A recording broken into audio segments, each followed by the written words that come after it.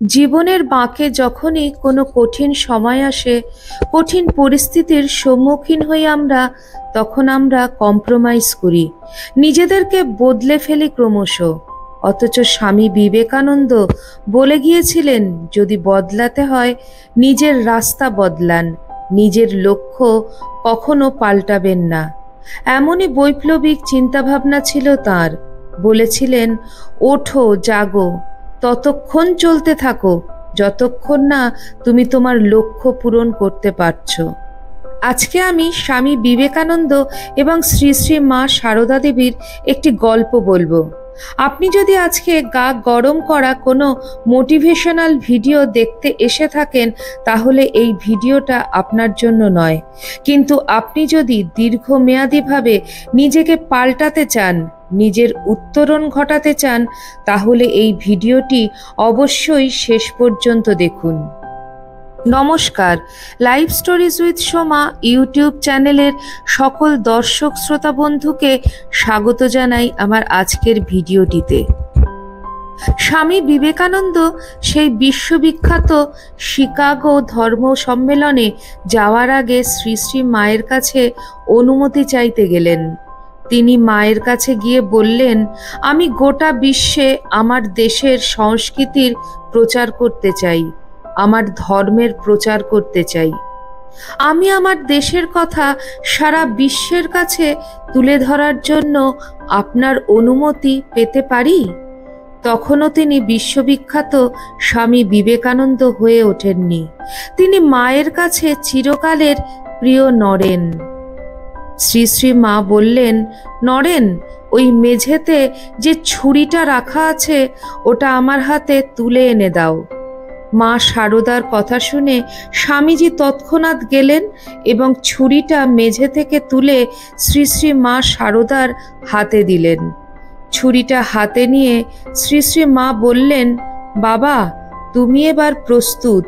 তুমি এবার সারা বিশ্বের কাছে তোমার ধর্ম, তোমার দেশের কথা প্রচার করতে যেতে পারো।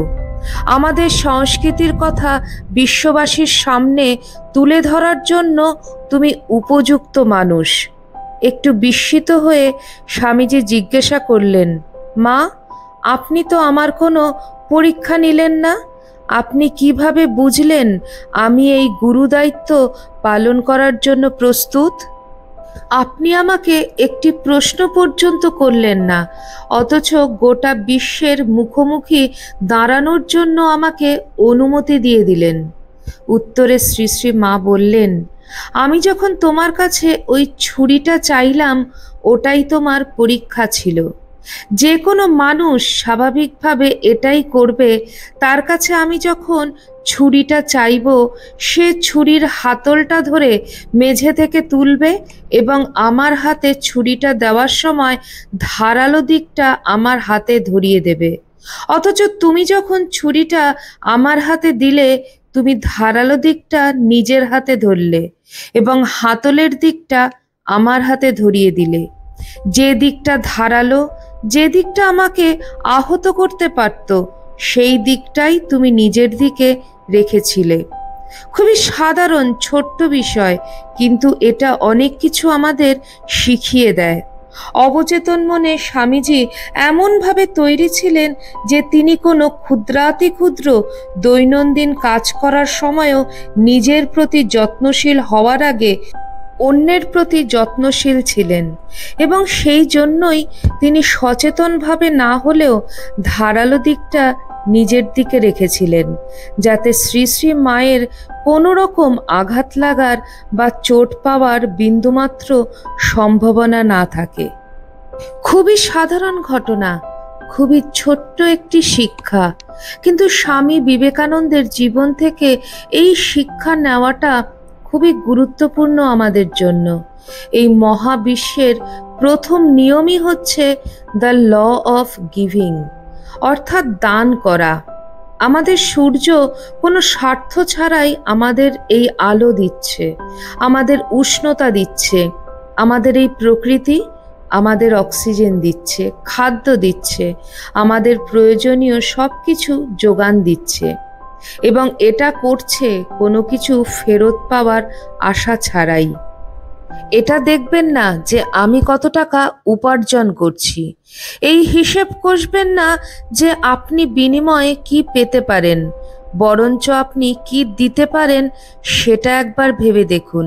আপনি যদি এটা দেখতে শুরু করেন যে আপনি আপনার কাজের মাধ্যমে অন্যের জীবনে কতটা ভ্যালু অ্যাড করতে পারছেন, আপনি অন্যদেরকে কি দিতে পারছেন, অন্যদের কাছে কিভাবে প্রয়োজনীয় হয়ে উঠতে পারছেন, তাহলে আপনার সাফল্যের রাস্তায় ফুল বিছানো আছে।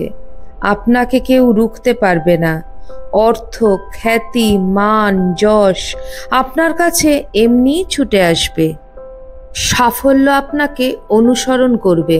আপনি সব সময় আগে থাকবেন, কারণ সব সময় সেই মানুষটাই আগে থাকে যে অন্যদেরকে দেয়, যে নেয়, যে চায়, সে সব সময় দেখবেন অন্যের পেছনে থাকে, পেছনে পেছনে ঘোরে, সব সময় লাইনে দাঁড়িয়ে থাকে। আপনার মনে প্রশ্ন আসতেই পারে, আমার অন্যকে দেওয়ার মতো সামর্থ্য নেই, আর্থিক ক্ষমতা নেই দান করার মতন, কিন্তু আপনার হাতে সময় তো আছে, সময় দান করুন। অনেকে অনেক সময় একাকিত্বে ভুগে ডিপ্রেশনে চলে যাচ্ছে।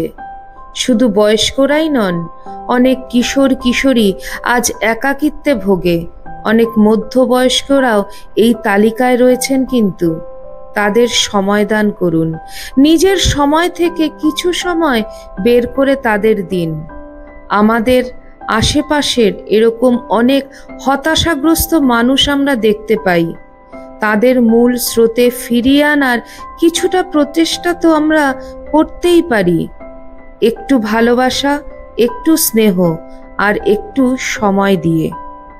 এই ভিডিওটির মূল শিক্ষা হচ্ছে, আপনি সব সময় অন্যের ব্যাপারে ভাবুন। ল অফ গিভিংকে নিজের সাথে একাত্ম করে ফেলুন। সবশেষে বলি, স্বামী বিবেকানন্দ কোনো একটি বিশেষ জাতি বা ধর্মের কথা বলতেন না, তিনি সমগ্র মানব জাতির উন্নয়নের কথা বলতেন। তিনি প্রত্যেকের সংস্কৃতির সম্মান করতে জানতেন। আপনাদের কেমন লাগলো আমার আজকের এই ভিডিওটি অবশ্যই কমেন্ট সেকশনে কমেন্ট করে জানাবেন। চ্যানেলের নতুন বন্ধুদের কাছে আমার একান্ত অনুরোধ, চ্যানেলটিকে সাবস্ক্রাইব করে আমার পাশে থাকার। সবাই ভালো থাকবেন, সুস্থ থাকবেন।